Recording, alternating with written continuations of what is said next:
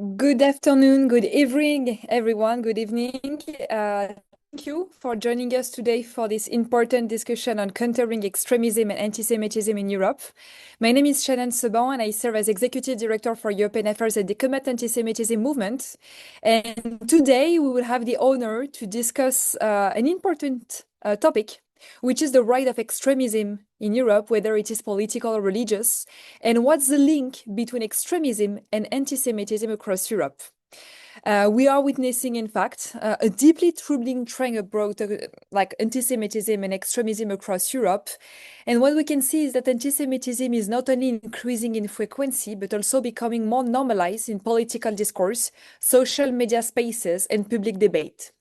And I wanted, before we start, I wanted to share with you some data that had just been released this morning by our Anti-Semitism Research Center of the Combat Antisemitism Movement that confirms that many Jews communities are experiencing firsthand, which is anti-Semitism is evolving, spreading across ideological spectrums, and increasingly fueled by extreme narrative.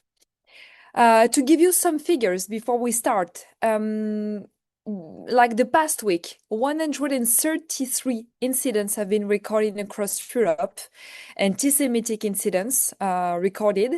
And when we try to look at the ideology, we can see that among the 133 incidents, 120 are attributable to the far left, Islamist inspired or far right. More than 65% of these incidents can be attributed to the far left. 24% can be attributed to Islamist-inspired ideology, and 11% of these incidents can be attributed to the far-left ideology. Why does it mean? Whether it is far-left, the far-right, or the Islamist-inspired ideology, all are coming from extremist ideology. That's why we've decided with the Combat Antisemitism Movement to address this specific topic today, which is how to tackle extremism and what's the link with anti-Semitism. So today we will examine the drivers behind this phenomenon, the challenges it poses to democratic societies, and the tools available to policymakers, civil society, educators, and stakeholders effectively. And I'm delighted to be joined by two astounding speakers. Manel Msalmi, who is founder and president of the European Association for the Defense of Minorities and a researcher at ISGAP, working extensively on minority rights, interfaith dialogue, and social cohesion. Thank you, Manel, for joining us today. And Alexander Thank you, Ritzmann, Shannon. who is a senior advisor at the Counter Extremism Project and one of Europe's leading experts on radicalization, extremism, and security threats. Thanks a lot, Alexander, for joining us today as well. And I would like to start with you, Alexander, because I know that before starting with the Q&A, you wanted to share with us a presentation with some important topics you wanted to share with us. So the floor is yours. Thank you again. Thank you, Shannon, for the opportunity. It's an excellent platform to discuss some concepts, to share some insights. So at the Counter Extremism Project, we look at all variations of violent extremism and terrorism. And usually we try to focus on the professional extremists and terrorists. So simplified, some people have extremist beliefs, and sometimes some people act on extremist beliefs up to conducting violence.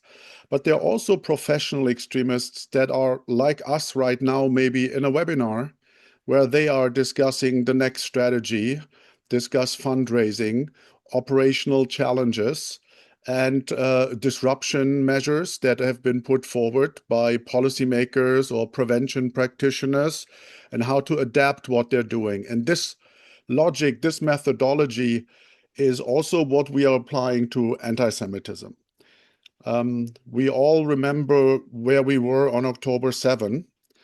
I myself was partially in shock by the scale of the devastating attack. And I was surprised that some organizations and individuals were ready to start campaigns, demonstrations, online campaigns in support of the Hamas attack on mostly civilians in Israel on October 7, on October 7 and 8. So when there was still fighting going on, some people, some outspoken anti-Semites were ready to organize demonstrations, online campaigns. And I was wondering, how is that possible? How were they so quick to react? I assume not everyone was aware what is going to happen. So while it took a lot of people some time to process the events, others were already ready to act. And this is the focus of my brief presentation, which I would like to share with you, which is probably slightly different from the work a lot of that other groups do, but it's always good to complement each other, I think. So after October 7, we did several projects with the German Federal Foreign Office on organized and violent anti-Semitism. And the idea was to rethink the fight against anti-Semitism in the context of October 7. And our recommendation is moving from incident responses to strategic disruption of organized anti-Semitism. And we have a couple of papers here. The larger one is the one I'm mostly referring to. You can check our work on counterextremism.com. So these three papers look at organized anti-Semitism, at narratives in several European states that are used to mobilize for violence in the anti-Semitic context. And we have a 5-step guide on identifying and disrupting key anti-Semitic actors. And also, you might know that we are building the Auschwitz Research Center on Hate, Extremism, and Radicalization in Auschwitz in the house of the former Commandant Höss. So this is some of the work what I'm basing my contribution now on. Now, the status quo on how we're usually fighting anti-Semitism, the illegal parts of anti-Semitism, is that it's generally seen as a cross-cutting issue or as a bridge issue, meaning that it's a little bit involved with right-wing extremism, Islamist extremism, left-wing extremism, but it does not have its own threat assessment because it's usually attached to existing ideological categories or the hate crime, hate speech category, but it is fragmented. And when there's illegal incidents, usually these are handled by law enforcement and prosecution, incident by incident. So it's a reactive approach. And often the networks, the professional anti-Semites I mentioned earlier, who are organizing events, making sure the money is there, the super spreaders of anti-Semitic propaganda, the ones who facilitate all this, they go largely unrecognized unless they are also directly involved, for example, in violent or illegal acts. So there's no dedicated category to assemble a full picture of who is organizing strategic aspects of anti-Semitism. And this is the way we approach this. So there's, in our recommendation, general acts of anti-Semitism. Anti-Semitism is a mindset, part of an ideology in different people. Most people don't act on that. Sometimes they do. And there's another group that we call organized and professional anti-Semites and associated groups. This is similar to the differentiation between regular crime, ordinary crime, and organized crime, differentiating between the street dealer and the Al Capone organizing the whole crime network. And we are, as shown here, we're trying to borrow from established analytical systems, organized crime, anti-money laundering, counterterrorism financing concepts, and of course, disinformation and super spreader research, which indicates that a significant part of whatever the issue is, misinformation, disinformation, anti-Semitism, terrorism, is usually organized by a small group of professionals who do this in a very effective way. So what we're trying to achieve in our work currently is to give policymakers, law enforcement, and intelligence services, and everyone else who is involved in the PCVE space tools to prioritize and disrupt the relatively small number of professional actors who enable large volumes of anti-Semitic mobilization violence. And how does this look like? So here, this is a German organization, Palästina spricht, Palestine speaks. You see a lesson from liberation in Gaza, and you see these motor gliders.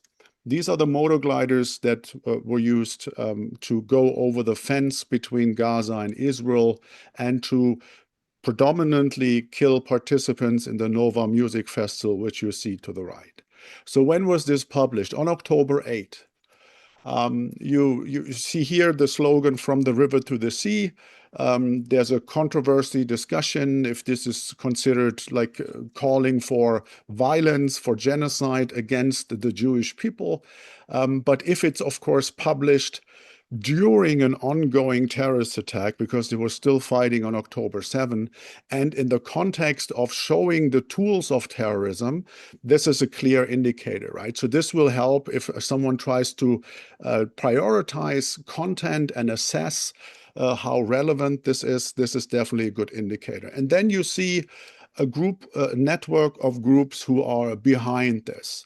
And this is happening on October 7, 2023, while they were still fighting in Israel, already professional campaigns. And we have this 5-step guide on how to identify these professional anti-Semites.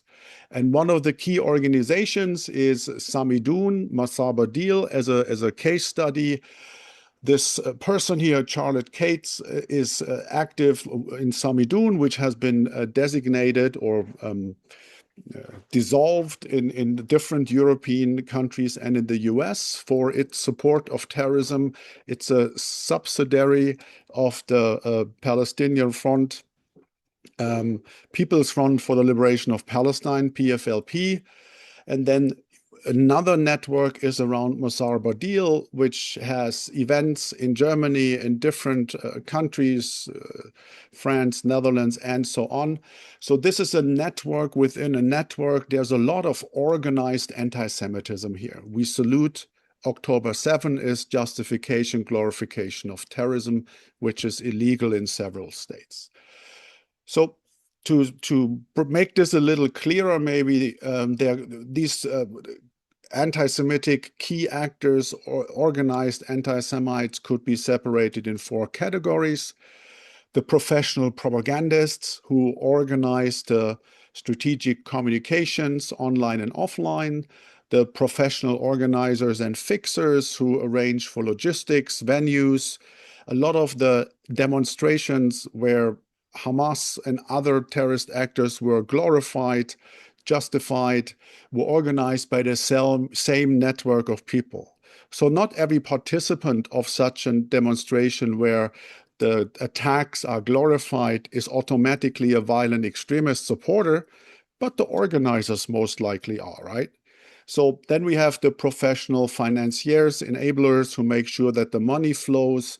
And then we have some overlap even to organized crime, meaning some organized anti-Semites are also involved in organized crime, right? And here you can then target your policy and law enforcement response according to the category. So our work is supposed to help different actors on the government and financial industry and NGO level to address these issues. So we recommend the creation of a new statistical category, analytical category, not changes in law. This is not about the penal code. It's about structuring all the different aspects of violence-oriented anti-Semitic extremism in context of what I just mentioned.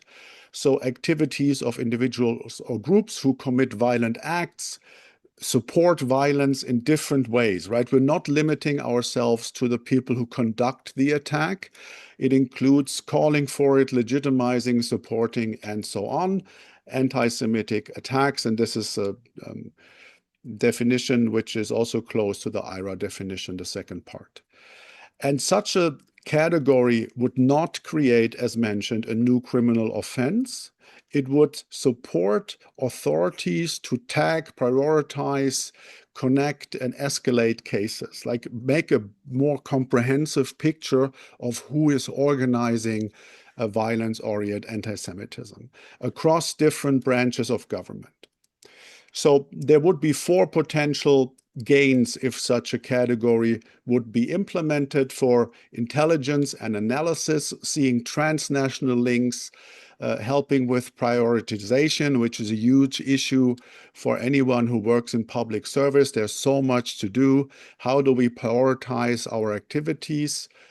Prevention, of course, this could be more tailored to specific milieus, groups, networks, sometimes individuals who are actually driving most of the organized anti-Semitism. And of course, prosecution needs more support in understanding that it's not enough to prosecute one act after another, but also to look into networks like we look, for example, when we look at organized crime. We're not happy with arresting the small-time drug dealer. We want to get the Al Capones as well. And then, of course, there's liaison structures, joint task forces, specialized units that need to be put together on the policy side. So bottom line, from incident response to disruption of organized, violent, anti-Semitic extremism actors, lawful speech stays completely protected. We are talking about justification of violence, calling it, and so on. So to close, practical steps. In the paper that I mentioned at the beginning, we have several recommendations for the EU, the US, and other policy bodies. Implement internally, this is an administrative act, a violence-oriented anti-Semitic extremism category. Add organized anti-Semitism as a lens to understand what is really going on. Use follow the money, build multi-agency task forces, and so on. So there's more recommendations in the paper, and I thank you for your attention. Thanks a lot, Alexander, for this recommendation and for this analysis of the global situation, which is particularly preoccupying at some point. But we are looking for solutions, and the policy recommendation you share with us is particularly interesting. So thanks a lot for that. And I will now move to Manel. And Manel, I have like a specific questions for you because I know that you are working a lot on social cohesion and the protections of minority and such. So my questions to start will be like very simple. According to you, how does this issue of extremism and anti-Semitism and radicalization more globally affect social cohesion in Europe? And what social policy would we recommend to strengthen the inclusion and reduce inequalities at some point?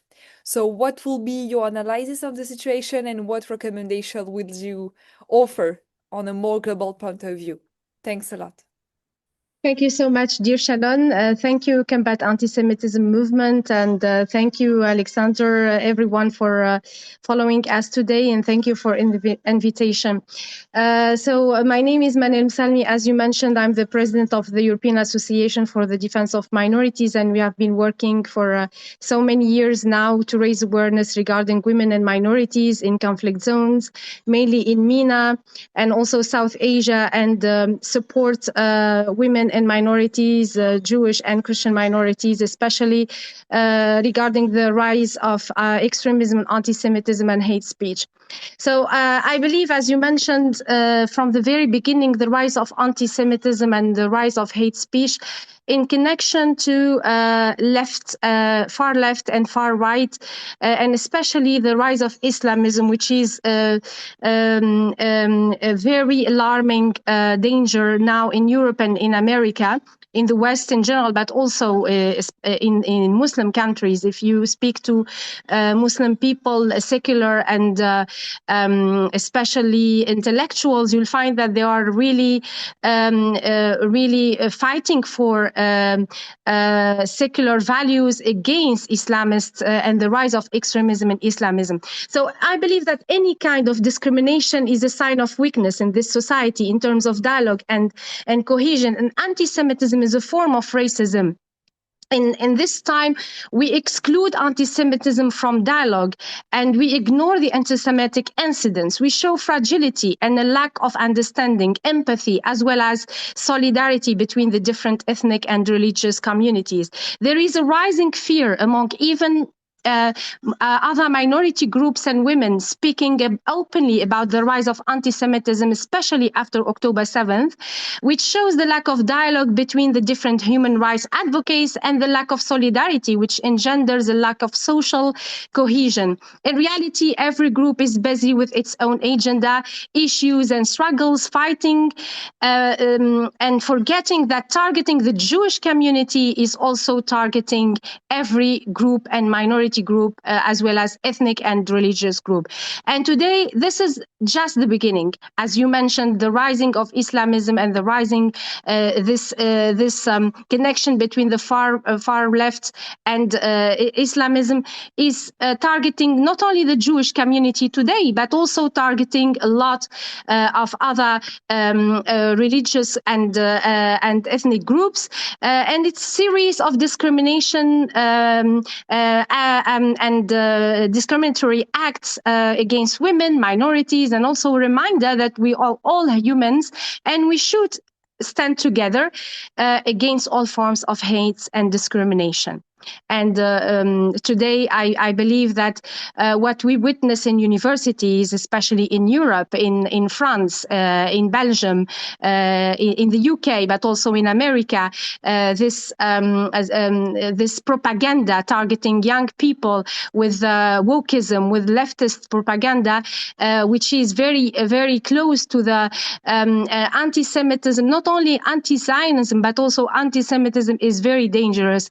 And it's also very alarming, and I mean, it's the future of our society, which we question today. We need to think about it, and we need to come together to fight against this propaganda and against this rising Islamism and extremism.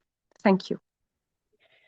Thanks a lot, Manel, for this point of view. And I just wanted maybe to jump on what you just said about the prevention of radicalization and the role of education in fighting this. So my next question will be, according to you, like what role does education play in combating anti-Semitism and fostering mutual understanding? And are there like any specific educational model or initiative that you believe should be replicated across Europe? Yes, thank you for this question. A really important. Education is a key, and I believe that education can help a lot in advocating for the fight against anti-Semitism, but also for fighting against hate speech and promoting understanding, bridging the gap between the different minorities, as well as promoting dialogue and tolerance. So I believe that educational curriculums, especially in Germany and in so many countries like in Belgium, in France, also which target the education of the Holocaust, are really, really wonderful, and they are also initiating in doing the job and in educating this generation to go to Auschwitz and to remember. The remembering job is really important, especially because the generation of the survivors are unfortunately they are disappearing every day. But I believe that we need to work further and to establish this dialogue between young people. I think that what we need to do is to have a connection and to bridge the gap between the young people in the Middle East, in Europe, and in the United States. And there are so many examples in which we had delegations of young people from Europe, from Middle East, North Africa, and Israel, as well as the United States, to establish this dialogue, because young people sometimes do have prejudices against each other. And I believe that we can fight against preconceived ideas through this establishing this dialogue and doing exchange programs through Erasmus. What we have Erasmus is really wonderful. We can do it also through this educational programs. And I'm really optimistic in this regard, because I believe that we had so many exchange programs and we had delegations, and I think it's really beneficial because young people can have this connection, with other young people when they establish the dialogue, when they do speak to each other. But unfortunately, if they don't establish this dialogue, it is impossible to have this unity, this solidarity, this exchange, this tolerance. So it's very important to establish this dialogue, and this can be done only through education and through raising awareness. Thanks a lot, Manel, for this. So we know how to invest now in education, and we are working also at the Combat Antisemitism Movement to try to foster more policy towards European institutions for them to try to involve and to invest even more in education at some point. My next question will be for you, Alexander, maybe to go back on extremism, which is also one of the main important topic of this webinar. And because you are an expert in this, I just wanted to get your point of view on, like, according to you, like, have extremist actors exploited the conflict in the Middle East, especially from October 7, to spread anti-Semitic narratives? And can you help us at some point understand how anti-Semitism manifests itself within both far-right and Islamist extremist environments? Thanks a lot. Yeah, absolutely. I mean, you could even turn this around. You can ask the question, which extremist ideology does not have at least a partial foundation in anti-Semitism? So on the extreme right, there's different narratives. The Great Replacement is one of them, where with the false allegation that the world is steered by a hidden group of all-powerful Jewish people who want to replace, for example, in Europe, the white population with immigrants. So this is that there have been different versions of this before. Even during Nazi Germany, the Jews were blamed for all kinds of problems and non-existing problems. So in the far right, this is well established, obviously. In Islamism, there's I mean, if you read the publication by Islamist extremist groups, terrorist groups, from Al-Qaeda to Hamas, from Islamic State to Hezbollah, Jews by themselves, and especially also then, of course, Israel plays a very prominent role. And also parts of the left are at war with either Judaism, because they claim that capitalism was basically invented by Jews. Fun fact, also some right-wingers claim that socialism and communism was invented by Jews. Again, it's, if I look at anti-Semitism, it's just such a therapy for the lazy and maybe hurt mind. What a relief if there is a group where I can blame everything that goes on in the world I disagree with, and everything that went wrong in my life, I can blame it on this group of people. I mean, the psychological dimension of this, the functionality of believing that this Jewish group of people are responsible for everything is, and it goes beyond extremism, therefore, right? So it's just it's like a shortcut. If I cannot handle complexity, if I don't want to read a lot, but even sometimes with 2 PhDs, people with double PhDs believe that there's a Jewish conspiracy, right? So it's such a great relief that somebody else is responsible for everything that I consider bad. So in extremism, it's essential. It designates the blame, and it also helps with selecting targets. Within accelerationism, for example, this very violent extreme right niche segment, there's a strategic discussion who to attack, Jewish targets or Muslim targets, and or left-wing like social democratic targets, right? You have some people who say the tools of the Jewish conspiracy are the liberal governments, so attacking the governments makes sense. Some say, no, we have to attack Jewish targets because they are behind everything. And the third group wants to attack Muslim targets to instigate a civil war because they hope that the Muslims would fight back, and then we have the civil war situation. So as you can see, anti-Semitism unfortunately is getting used in all kinds of ways.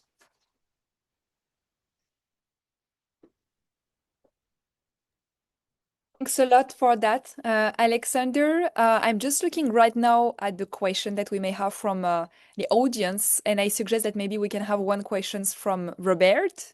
Robert is asking how much is known about the involvement of CAIR, which is the Council of Muslim Relations, in the multitude well-organized anti-Israel protest after October 7. So I don't know, Manel or Alexander, if you would like to answer this question.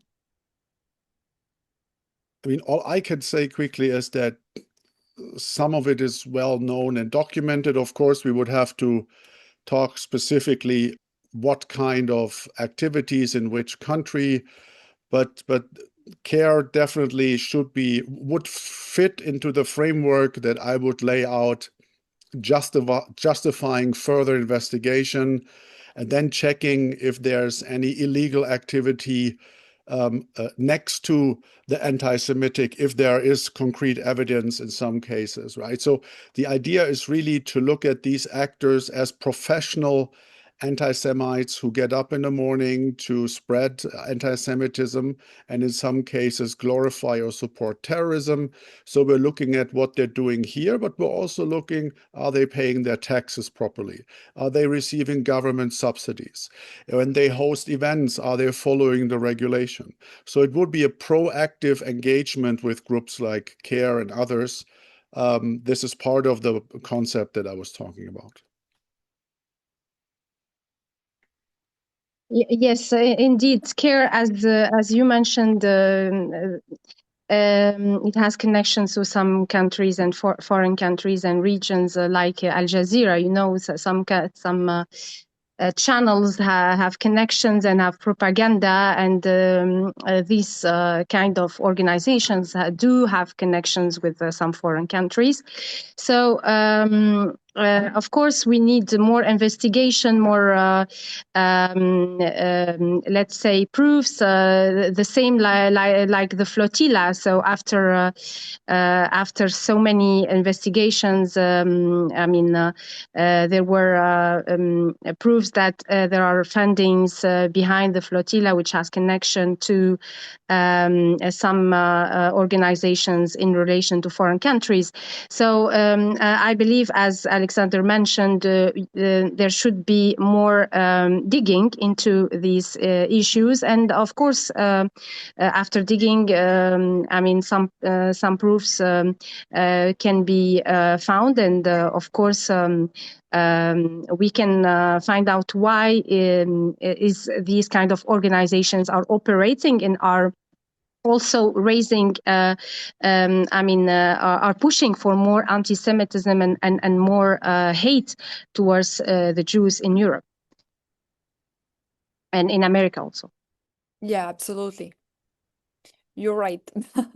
So thanks a lot, Robert, for this question.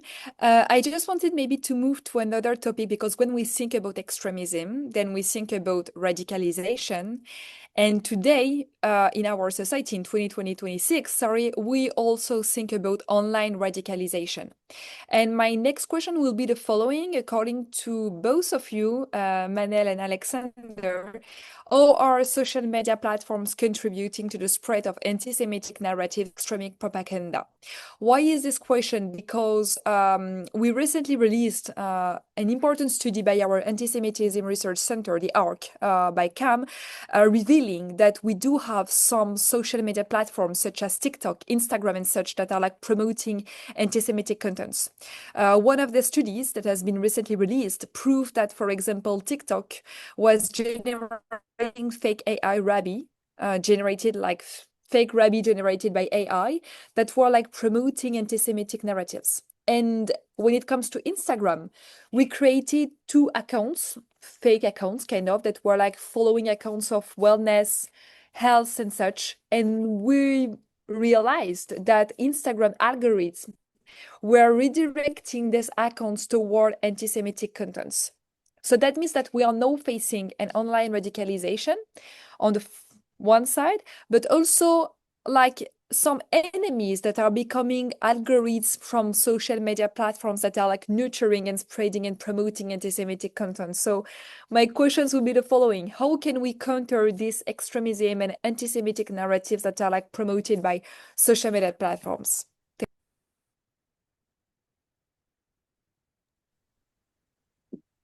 Yes, thank you.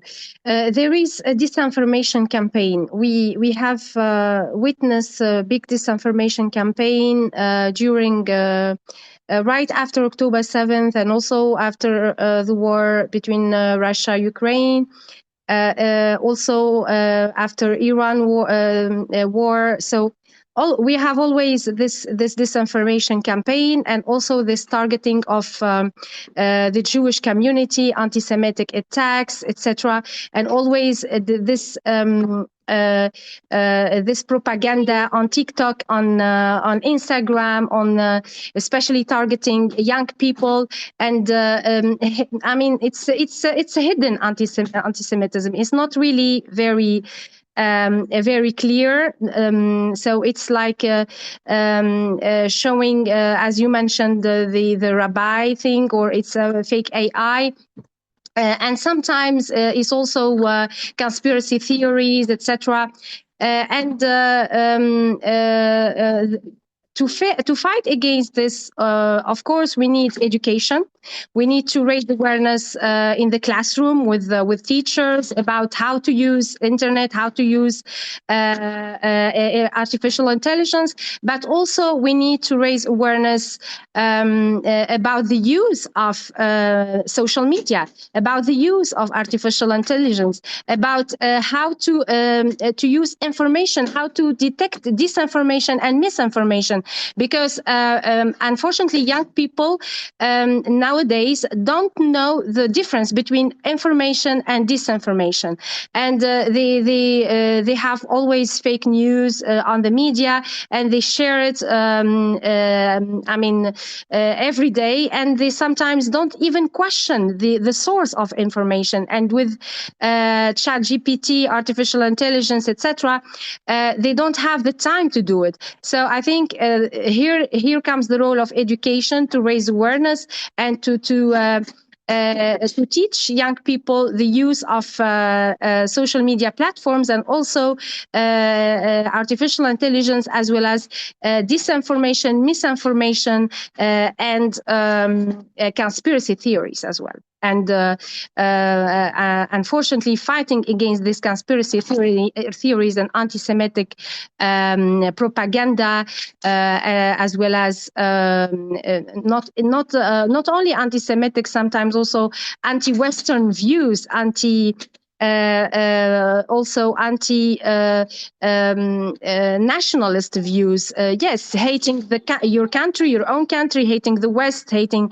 It's hate propaganda. It's a lot of hate towards the West, towards the values, the Western values, democracy, towards individual freedom, towards women also. So it's unfortunately all this is on internet, and it's impossible to control. And the only thing we can do is raising awareness through education. Thank you. Thanks a lot, Manel. Absolutely. When it comes to like the fact that it also kind of affects our democratic values, I mean, that's an issue of society. You know what I mean? Even if it's like we spoke about it like under the prism of anti-Semitism, at the end, it's like a society that affects like all our democratic models at some point. Thanks a lot for that. Alexander, would you like to add something on this specific topic? Yeah, absolutely. So I've been involved in trying to regulate social media in Europe for the last 10 years. So far, I would say medium successful. We have the Digital Services Act, Yeah. which mandates these big platforms to do risk assessments, and then have external audits to check if these risks are being taken care of. But the general mechanism of how social media work, that they're built to keep people engaged with the content, to sell advertisement, to make money. In its essence, my current assessment, we have several research profiles on all the platforms, is that the platform really doesn't care if somebody loves cute dog and cat videos or anti-Semitic content. They will get a lot of it. Whatever they look at, like, share, or even just look at, especially TikTok is very good at that. You will get what you look at. And sometimes you don't even know what you want. You look at it for a second, you're not sure what this is, and then you get more of that anti-Semitic content. So the platforms themselves, by design, are super spreaders. They can be super spreaders for good educational content or for extremist, terrorist, and anti-Semitic content. And all the efforts that have been advanced in the last 10 years of huge content moderation efforts, trainings, collaboration between the platforms and NGOs and the governments have been reduced to the absolute minimum. So the platforms themselves are a major part of the problem and could be part of the solution. But it is, in a way, it's like asking Coca-Cola to fix the problem of obesity. This is not the business of Coca-Cola. It's about selling sugary drinks. And the business model of social media is selling sugary content, so that the people, depending on their needs and their addiction, will stick around. And this can be free lectures by the Harvard University, or it can be the exact opposite. So they're not really allies. We have to wake up that these companies are not our friends, not our allies. They're just here to make money, and that's not negative. This is how business works. But we sometimes have these romantic notions that this is the open market space, the city square where we come together, blah, blah, blah. I mean, I love Elon Musk for taking over X and showing us what these companies really are about, right? It's really a bit different from our what we hope that the democratic square of free opinion really is.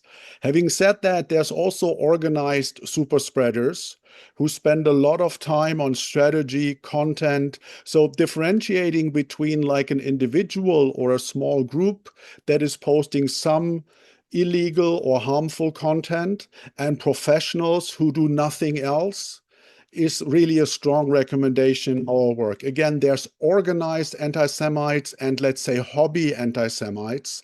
And if we try to go after every hobby anti-Semite, we cannot win.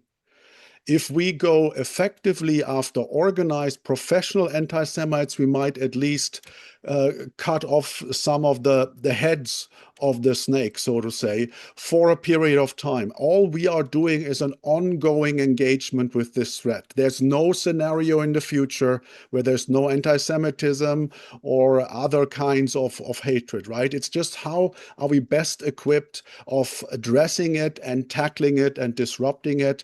And what we are pushing forward, education is super important. Everything Manel said is absolutely correct, what you said. But I think what we have not done sufficiently is understand that there are professionals on the other side, and that we should also allocate enough resources understanding and disrupting them. Absolutely, Alexander. I Thanks think a lot also for pointing out like the responsibility of social media and especially like the application of the Digital Services Act. Like we can see that the European Commission is kind of struggling at some point to make it applied to social media platforms. Like I'm not afraid of the fines that are behind the non-application of the Digital Services Act, which is a big challenge. We just have a few minutes left, and I just wanted maybe to pick two questions from the audience. The first one from Eva, I will read it for you. Really interesting presentations. As a non-Jewish lawyer teacher, it's very frustrating to see how ignorant people are being radicalized and going back to a very dark chapter of history, spreading anti-Semitism. Good point from Alexander that right now there is only a reactive response to anti-Semitic attacks. I would like to ask how could international law, not only national laws, adapt to be more proactive regarding this specific hate crime, besides highlighting it as a separate issue crime, if any suggestions? Thank you for the question. We haven't really thought about international law here. We're focusing on nation states, then the sub-state level and the local municipality level. Whenever there's like administrative force, law enforcement, prosecution, and it's a good idea to think this also on an international law angle, but we so far really have focused on the national and the other state levels where prosecution, intelligence, and disruptive measures are allegedly most effective. But thank you for the idea. Thank you so much for the question. As with regard to the international law, as Alexander mentioned, we don't work a lot with that. But we do work with international organizations, with the United Nations, with the European Parliament. And we have already worked with some cases with the United Nations with some resolutions concerning, for instance, some people who have found themselves facing certain legal charges because they have spoken to Israelis, like, for instance, Lebanese people speaking to Israeli journalists and then finding themselves facing some charges. So we have also, let's say, spoken about this specific case in the United Nations in Geneva. So I believe, as you mentioned, it's very important to know the international law and to raise awareness regarding some issues. But our job is most of the time is working on UN and EU resolutions at a European and international level, but not most of the time with international law. And thank you for the question. We are running out of time, but I just wanted maybe to take a last question from Nicole Cohen, who said, shouldn't we also reveal the links of all of this with the Muslim Brotherhood in Qatar? So just to wrap up the last question. You are on mute, Alexander. Exactly. Great question. And yes, we should reveal the links, the networks. So this fits perfectly into what I have been suggesting. Yes. Yes, thank you for the question. Not only Muslim Brotherhood and Qatar, but also Iran and its proxies, Hezbollah, the Houthis, and yeah, they are interrelated, they are connected. So yes, we should reveal this. And we should always speak openly about this. Unfortunately, here in the West, sometimes people are naive and they don't believe that the connections with these countries financing and supporting Muslim Brotherhood activities in Europe, in America, and also in Arab and Muslim countries. But unfortunately, the network is international. It has no borders. and it's supported everywhere. And we need to raise awareness regarding this because it is very dangerous. It attacks our democracy, our democratic values, and also our individual freedoms, not only in the West, but also everywhere. Thank you. Thanks a lot, Manel. Thank you very much, Alexander and Manel, for sharing your expertise and insights. Was very, very valuable and very interesting. We learn new things. So thanks a lot for that. And I think that we can say easily that today's discussion reminds us that anti-Semitism is never kind of an isolated phenomenon.